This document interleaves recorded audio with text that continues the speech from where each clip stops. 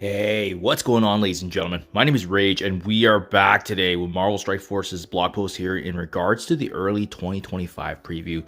Apologies here, as I actually missed this, seeing the updates with all the holidays here, but I did want to make a video on this because there are some important things to talk about, especially what's coming up next in Marvel Strike Force. So hopefully you guys haven't seen this yet. Hopefully you haven't had a chance to read this because this was a surprise for myself when I was going through it as well.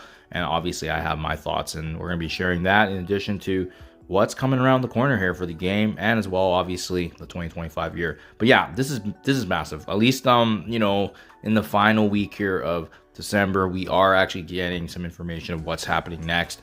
More importantly, let's not forget, guys, 2024 was a big year. We had a lot of iconic characters.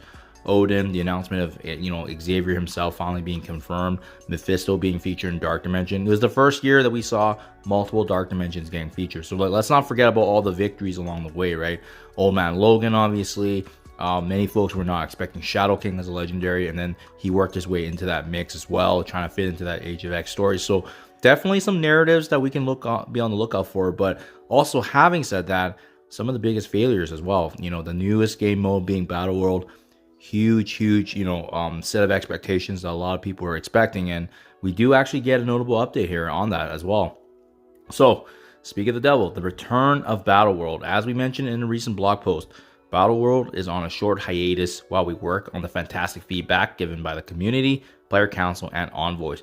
Don't tell Null or his forces, but Battle World sieges are planned to resume sometime between the end of January and early February. So honestly, when I read this, I was thinking to myself, wow, I still have at least another month of not having to deal with this game mode. So I really do hope that they are able to, take in the feedback, try to make this game mode more exciting. It was just such a grind to, not even a grind, but you know what I mean? Like, you're going through it, you're just hitting auto, and it was a big sink of time, especially in the 6-day duration that it required us to be engaged, as well as the alliance members. This triggered a lot of, outlash from the community, but as well folks leaving the game entirely. So I really do hope that they're gonna be able to reshape this a little better, but there are some revisions that they've decided to actually share with us as well. So there's a couple of things that are gonna be changing. As you can see here, monthly events. Battle World's gonna become a monthly event consisting of a 3-day siege. So that right there is already cutting down, essentially 50% of what we were doing before. 3-day siege. There's gonna be 4 total zones per run, 3 standard zones, and the 1 boss. Each zone having a 3 to 5 total missions, in addition to including 1 elite mission.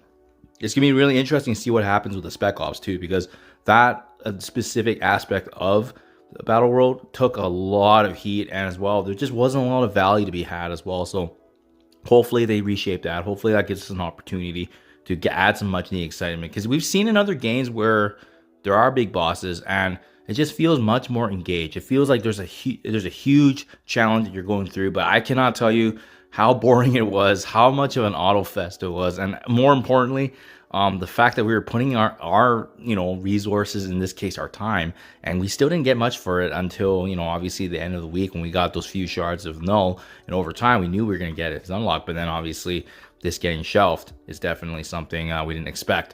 Null shards. So speaking of that, the King in Black will still be the big boss you battle in Battle World, and you'll still earn a consistent amount of Null shards during each monthly siege. We'll have more info on the exact number of shards and other reward details next year, so stay tuned. Yeah, so sounds like they're working on this. Sounds like they're actually, taking in that feedback, and hopefully, fingers crossed, it becomes a more funner game mode. Even if it doesn't become a more fun game mode, give us the option to sim. Give us the option to save our own time. It very well, raids could have ended up being that way, but with them adding new raids, there's been some quality of life things such as the sim raids, and that has completely reshaped the engagement, because for folks that previously spent maybe 20-30 minutes a day on raids, they only spend about 5 minutes now. You built up the right teams and synergies, especially the recommended ones, right? So little things like that goes a long way, because it makes players engage and it makes players want to build up those teams for those certain narratives as well, being able to obviously still do their part for the alliance. Next up here, Cosmic Crucible Judgment upgrade. So our team has been hard at work creating new tech for us to reshape the battle for the Living Tribunal's Judgment. Here's what you can expect in 2025. So it does look like there's going to be some new global stage rules that they're taking a look at. There's going to be tournaments, and this, I don't think it applies to us. It says get ready for duking it out with your fellow commanders. Our community team will continue more of the fun, 5 content creator tournaments where they face off each other. So I think that's what they mean by the tournament. I don't think it's gonna be more so for us, more so the content creators, so that way we can watch them and cheer them on and whatnot and so forth. But yeah, I think that was kind of an exciting addition this year. It is really kind of seeing almost like a little mini esports tournament, right? So that's definitely huge. Something else too that they were able to share with us, there's going to be a new raid difficulty selector update. So ready for a tougher raid challenge before the rest of your alliance? Well, maybe your roster isn't quite powerful enough for your alliance's preferred difficulty. Good news, the raid difficulty update is what you're looking for. This is going to be able to allow each member of your alliance to select a preferred difficulty and associated rewards. So essentially, it sounds like there's going to be even higher levels of difficulty, which is kind of the hope here. But at the same time too, maybe if you're a specific alliance member, can't be pushing that kind of roster, that could be a big quality of life, because then you're still allowing everyone to be engaged, but on the level that they compete at, which is pretty massive. I think this is an ingenious idea. More so, I want to see how that actually translates to progression though, because once it goes into the leaderboards, that becomes a different story.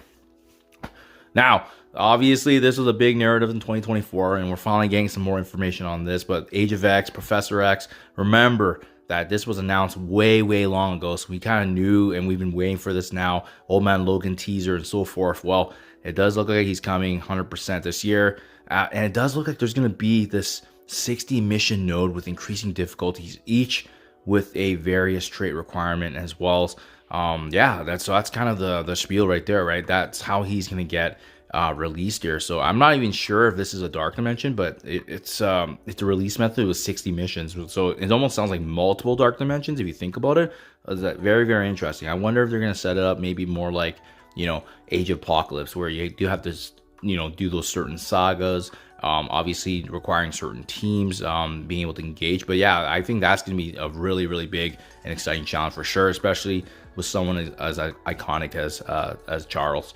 So lastly, there's also going to be these global milestones that they're deciding to add here. So it looks like every single commander is going to have this special global milestone. During these big milestones, every commander, regardless of your alliance, are going to work together to score points and earn rewards. So very interesting. I don't know how that's going to shake out, but it means obviously more engagement in the community is going to be big, as that's going to translate to rewards. So yeah, that's it for now, guys. That in a nutshell is the 2025 preview. I mean, better than having no information whatsoever, but at least we were able to get some dialogue here on what's happening. Personally, I still see the game as being very fun. Obviously, there's certain things you like and don't like about it, but if they are able to fix BattleWorld, I think it has a lot of potential, honestly. It was a time sink, but if you're able to match it with the community sentiment is, and they're able to make the changes that best help how players feel about it, for sure, it can definitely be a fun PvE content. And as well, I like what they're doing with raids. I think Cosmic Crucible is in a good place right now. I think War is in a great place right now as well. So, I mean, obviously not my priorities, but I can see the value they have, especially creating that PvP versus PvE environment ultimately, right? But yeah, happy holidays, guys. Let me know what you think in comments below. That's my 2 cents. I'm pretty pumped for what's happening, especially knowing which teams are around the corner. The announcement of all these new X-Men and Avenger teams were massive. So definitely a lot of things to be excited about. But obviously at the same time, feedback is always good to make the game stronger and obviously a better game for the community. Do let me know what you guys think. Thank you for your time as always, and I'll catch you guys in the next one.